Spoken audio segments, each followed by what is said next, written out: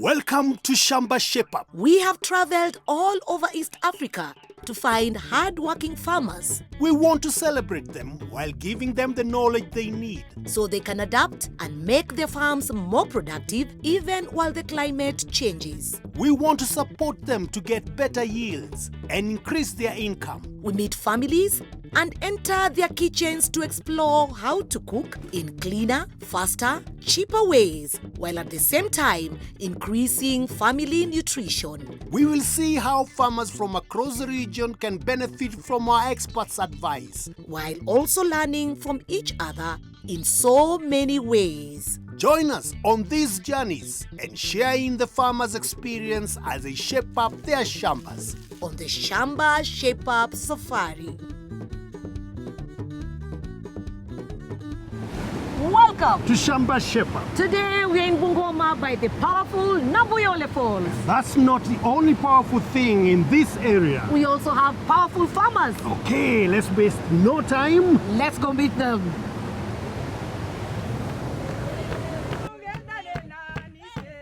Bungoma was originally named after the Ingoma, the Bukusu word for drums. The town was a meeting place for Bukusu elders, with the sound of drums calling the meeting to order. Today, the drums are often heard on Sundays as people gather for worship.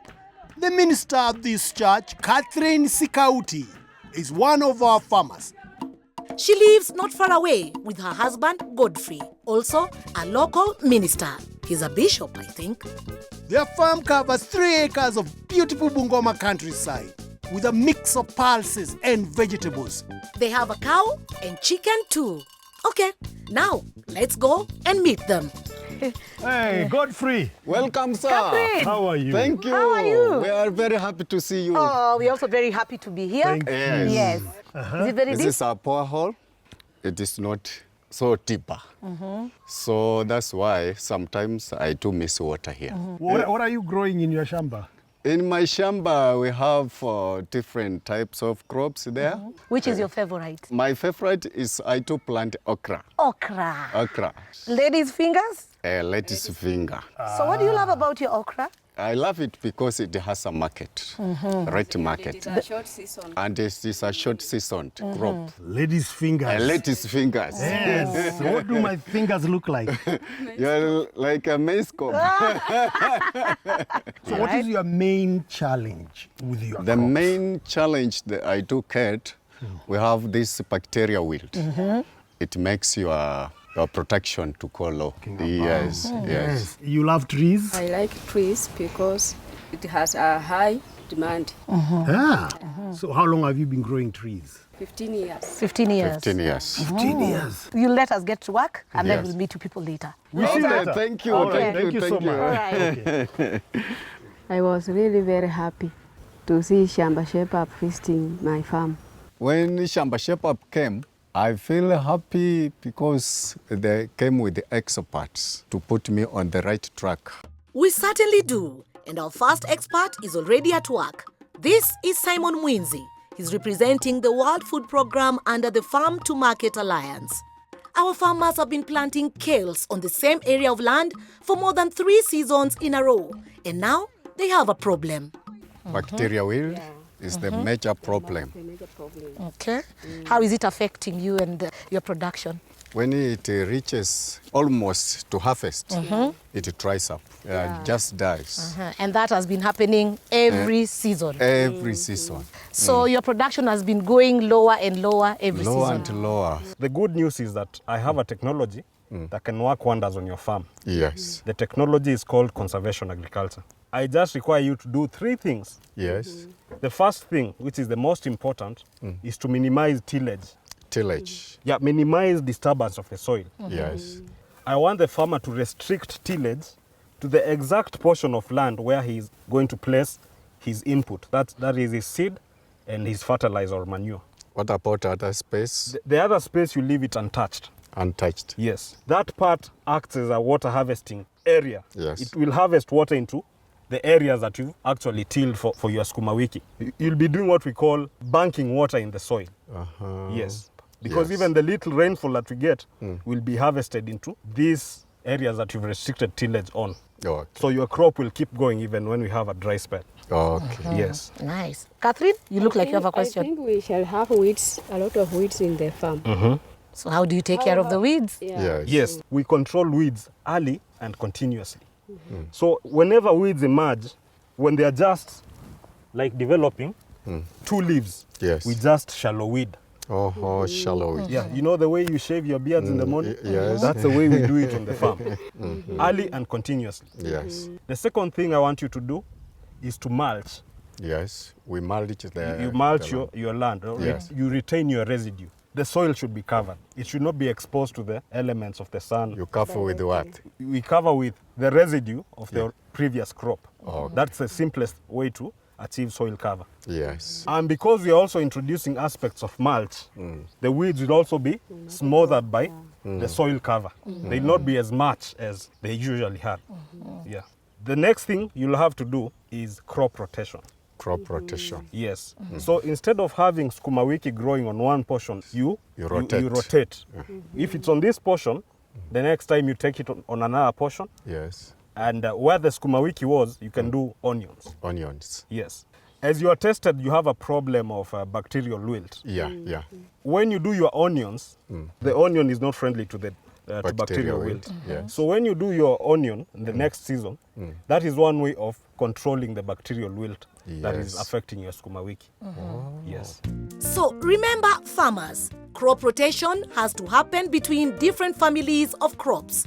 Group 1 includes green leafy vegetables like kales and cabbages. Group 2 are cereals such as sorghum and maize. Group 3 is the legume family, which includes beans, soya beans, and peas. And Group 4 is the horticultural family and includes capsicum, tomatoes, and potatoes. So it is very advisable that you rotate your crops across these families. Yes. Yes. In our land here, we have a problem. The fertilizer I do use here. Can every season I use, because we do use DAP. Is DAP recommended to every crop, or we have different fertilizers? Soil testing is very key. The soil Once we test. do the soil test, we'll know whether this soil is deficient of phosphorus Yes. or ammonia.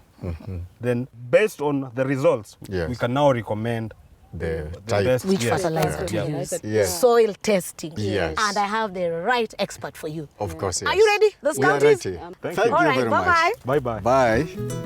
Simon thinks the best solution to getting rid of bacterial wilt is to practice crop rotation. The disease does not like onions, so this should be the first crop our farmers plant to begin the rotation cycle. To help Godfrey's onions do well, we asked Levi Murumba from Fadhili, Africa, to do a soil test.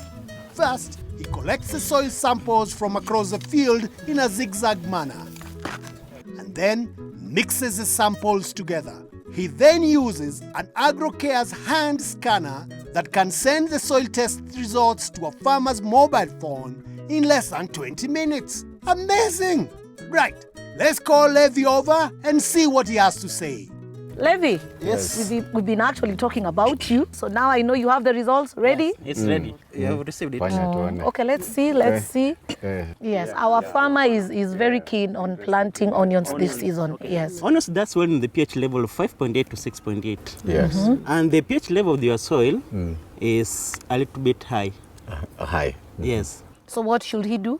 We have sampled 1 acre of your field. Yes. You will need to apply 250 kg of lime. 250 kg of lime. Okay. And the organic manure, you will need to apply 750 kg. So 750 kgs Yes. of manure and 250 kgs Of of lime. lime. Of Yes. lime. Okay, all right. Remember, farmers, the organic manure has to be well decomposed, and you should do a soil test every 2 years. Wow, that's very interesting. Our next expert is Dr. Caroline Kundu, here on behalf of the Eco Business Fund SSA. Godfrey has a borehole, but it's a long way from his fields. So he has to carry water by hand to this small tank to irrigate his crops. Let's hear from Caroline whether there's a better solution. Dry season is a problem. But when it rains, I get water. But when I want to plant in a dry season, I do get water from far end. Sometimes I use the wheelbarrow to carry the water. But that water is not sufficient enough. It is really expensive. Actually, we went to the farm and we saw he's doing quite well with the cultivation of vegetables. Yes. But I realized there are some places where the vegetables were wilting because of water shortage. Yes. And given the topography of his land, I think there are several solutions that he can take up. Yes. He can do a water pan, he can do a water hole, he can also do a borehole. But given of what we saw on his farm, I think a water hole will be ideal for him. So what exactly is a water hole? A water hole is just a place that you can dig the lowest place of the land, and then water will collect from surface runoff whenever there is rain. So water will always collect there, and the farmer can use the water to irrigate his crops. It will be near where he's doing his crop, so he will not have to cover that distance of bringing in water, and he will cut down on labor. How deep should the hole be? It depends with the water table. There are places where the water table is high, there are places where the water table is low. But from what we've seen, probably we could go up to about 7 feet and we will get the water. Yes. Well, this water conservation technique sounds like a great idea. So we decided to go ahead and start work. To be successful, it has to be dug on the lowest part of the shamba. This way, when it rains, the water will collect at the bottom and fill it up.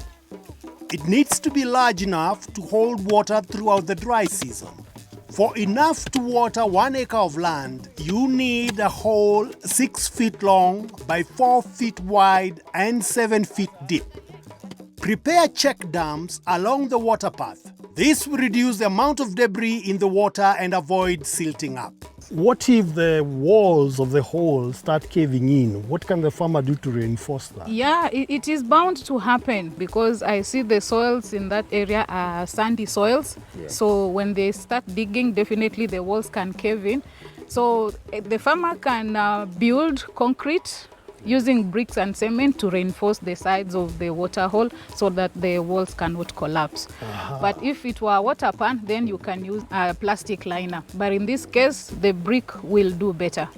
Yes. And you see, when we do the brick, it's a long lasting, so he can stay with the water hole for a longer time compared to when he uses a plastic lining. Wow. Yes. Wow. A hole like this with bricks on the sides takes about 6 men, 3 days to build.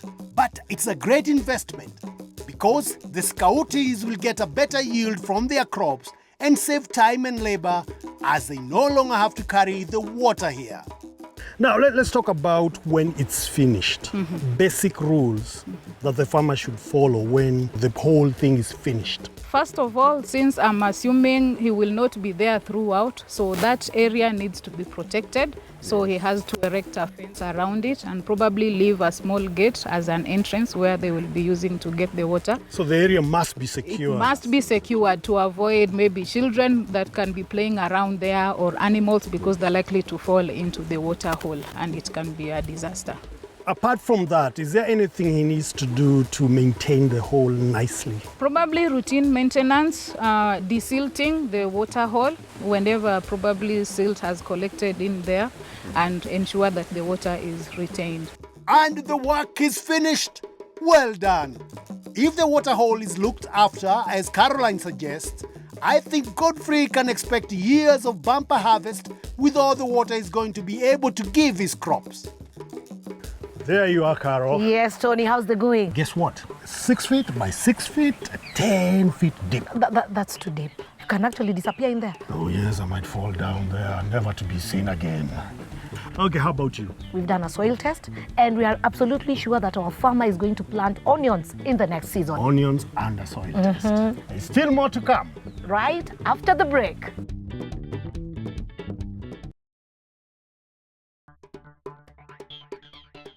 Welcome back. To Shamba Shape Up. We are in Bungoma and we are visiting Godfrey and Catherine Scout. We've seen how to build a water hole And how crop rotation can get rid of pests and diseases. But we also want to find out about making money from forage crops. and how to protect our rivers from drying out. So, no time to waste. Let's get back to work. So, our next expert today is going to give us a lesson in mathematics. This is Ruth Atiendo from CIAT, the International Center for Tropical Agriculture. She's going to explain how planting fodder grasses like bracharia can be a really good business if you plant as a cash crop. And just wait until you find out how much profit you can make. So Ruth, what do you have for us today? Okay, so today I wanted to talk about forage as a business. Yes. Not only that when you plant it, you feed it to your livestock, but we encourage farmers to preserve these grasses. For example, during rainy season when you have plenty of it, you store it, then you can use it during dry season. Yes. You can also sell it. But is selling hay a profitable business? Now, let's find out. You have 1 acre of land, Yes. you want to plant your grass. So what you do, you need to know how many kgs of seed will you need to plant that 1 acre. Yes. After that, you need to know how much is the cost of the fertilizer that you are going to use. So, for 1 acre of grass, you will need 2 kilograms of seeds costing around 8,000 shillings, a 50 kilogram bag of planting fertilizer like DAP at 3,000 shillings, and a 50 kilogram bag of top dressing fertilizer like urea at 2,500 shillings. And then we still have labor. Where do you get your labor from? From the neighbors. You pay them. Yeah. How much per day? Around 200 per day. 200 shillings per day. How many Yeah. people? 6 people. 6 people. That is 1,200 shillings. Yes. And then weeding 1 acre. How many people for 1 day? That is 2,000. We do use 2,000. So, let's add labor to our expenses. Planting labor is 1,200 shillings and weeding labor is 2,000 shillings. What's next? During harvest, how do you do it? We hire people. 1 acre harvesting will cost how much? 1,200. 1,200. Yes. So, add the harvesting labor of 1,200 shillings and our total expenses from planting to harvesting comes to 17,900 shillings. Now, let's see how much profit the Scouties will get. So from 1 acre, you can get 133 bells from 1 acre. 133. Yes. Yes. And remember the harvest is after every 2 months. And the price for Cayman, standard bell is 15 kgs. It weighs 15 kg. Yes. You sell at 350 shillings 350. each. Yes. Each bell. So, if one bale is 350 shillings and the Scouties harvest 133 bales from their 1 acre, then they will get 46,550 shillings from the sale. But remember, they have the expenses of 17,900 shillings. So our profit is 28,650. Wow. That is what you'll be getting after every cut. Every cut. So that's after every 2 months. After Yeah, every 2 months. Wow. Yes. But that's not all. Once planted, the grass can stay up to 8 years in the farm, depending on the management. So, for the following harvests, the Scouties won't have any planting costs. They'll still have to top dress and pay labor. But with that in mind, they can expect 40,000 Kenya shillings profit every 2 months. Not bad. So Ruth, are there any other ways of making money from grasses other than turning them into hay? Yes, there is. These grasses are actually on high demand and the seeds are very expensive. Yes. So you find there are farmers who have ventured into selling the splits. So you grow your 1 acre, then when they are ready for transplant, you sell them as seedlings to other farmers. And from 1 acre, you can get between 32,000 to 34,000 seedlings. We can use at least a rate of 3 shillings per seedling. Seedling. Yeah. According to Ruth's calculations, the Scouties could make over 85,000 shillings in profit from selling their bracharia splits. Can I get a red market? Yes, Mr. Scout. Yes. There is actually high demand for grasses. There is a group doing it somewhere near Busia area. They have a client that is coming all the way from Machakos with a lorry to come and pick. Yes. Why? Who knew growing grass could be such a good business? Welcome to the Shamba Shape Up farming news for Kenya. In the coming week, we expect less rain across most parts of Kenya, with the eastern part of the country being dry. Northern, northeastern, lower eastern Kenya and coastal regions have little rain of less than 5 to 15 millimeters. This includes Turkana, Marsabit, Mandera, Wajir, Isiolo, Garissa, Tana River, Lamu, Kilifi, Mombasa, Kwale, and Taita Taveta. Kajiado, Makueni, and Kitui is expected to have rains of between 0 and 25 millimeters. The majority of central Kenya, Mount Kenya region, and neighboring counties including Laikipia, Meru, Nyeri, and Nyandarua expect rains of over 50 millimeters. Parts of Samburu, Tharaka Nithi, Embu, and Kirinyaga will expect high rains of over 25 to 50 millimeters. Nairobi, Kiambu, and Machakos will have 25 to 50 millimeters of rain. North Rift, Central Rift, and South Rift Valley, Trans Nzoia, Uasin Gishu, Nakuru, Narok, Kericho, Bomet, and Nandi expect rains of between 25 to 50 millimeters. Western and Nyanza regions also expect reduced rains, but still over 25 millimeters in most parts. Counties included are Bungoma, Kakamega, Siaya, Vihiga, Kisumu, Homa Bay, Migori, Kisii, and Nyamira. Farmers, remember to top dress your maize when it is knee-high. You can use fertilizers like CAN or urea. Now is also a great time to harvest water off your roof and store in big tanks for use later. For more tips, get in touch with iShamba on 0711 082 606. See you next week on the Shamba Shape Up Farming News. Well, Caro, that was some serious mathematics. Now, let's recover down by the river as we meet our final expert today. Samuel Mwema is here on behalf of Eco Business Fund. The river borders Godfrey's Shamba, but is slowly drying up. Samuel has come to give some advice on how to protect rivers and streams by creating buffer zones. And I promise you, there are no numbers involved. Now, this is your riverbank. Yes, sir. So it looks small. Is it usually like this? No. In some years back, this riverbank was very big, very wide enough. When we were young, we were swimming here as a pool. After there, we drink the water. Can you do it now? Because it was clean. Because it was clean. Yes. But right now, when you drink, you go to hospital because the water is dirty. And now we can just walk across it. It has shrunk because of most of the people, as population increases, they cut now the trees around. Generally, rivers are very important. Yes. Because they are the source of waters that we use.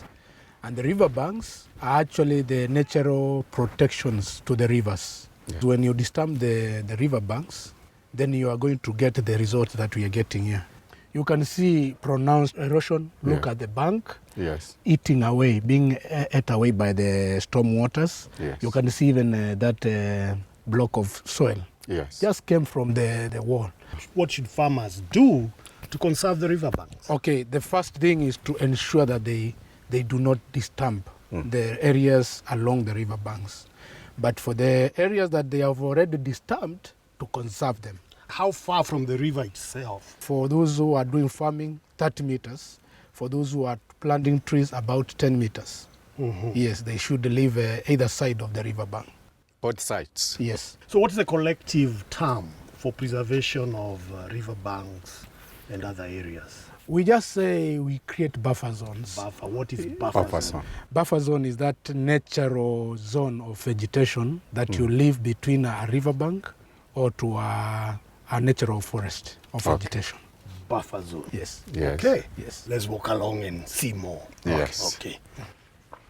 Thank you. That is what I was saying. Yes. Buffer zones are very important. Like you can see that this farmer put these are exotic trees. They are eucalyptus. Yes. Tell us a little bit about eucalyptus. Should they be planted on the riverbed? No. Eucalyptus are very good trees economically, but they are exotic. So when you plant them next to the riverbeds, you have already interfered with the original vegetation along the river.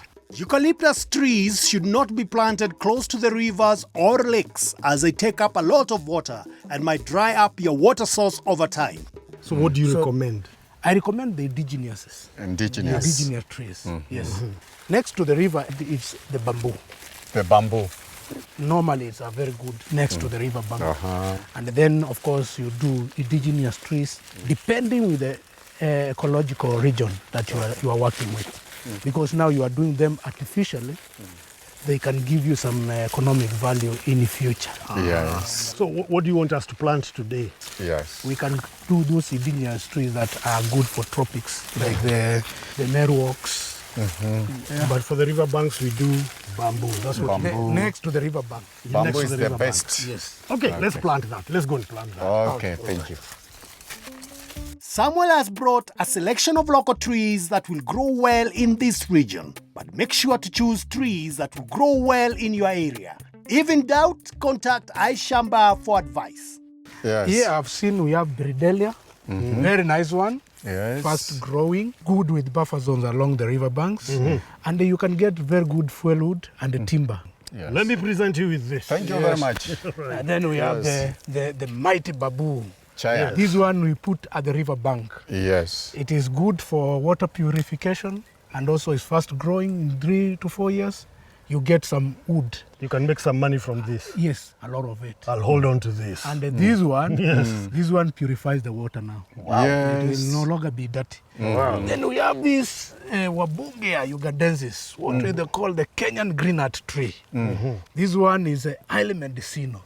Treats all kind of diseases. Yes. Shall we take our staff and start planting? We take the watering can and then we go and plant. Yeah, we plant that for Aroe. Let's go. Yes.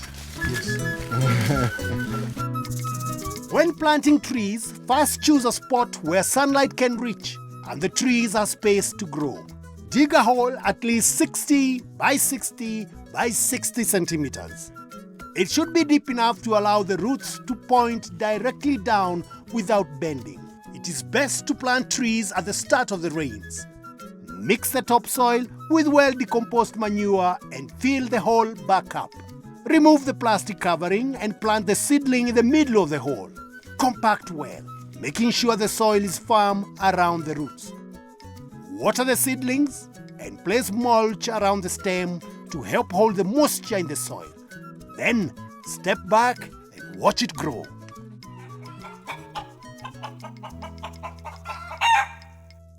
After being visited by Shamba Shape Up, I have seen where I have been doing wrong. I was blaming my farm, yet blames are on my side. I had no knowledge. I had some challenges. Through Shamba Shape Up, in fact, not only teaching, but practical, how I can be able to profit from the land.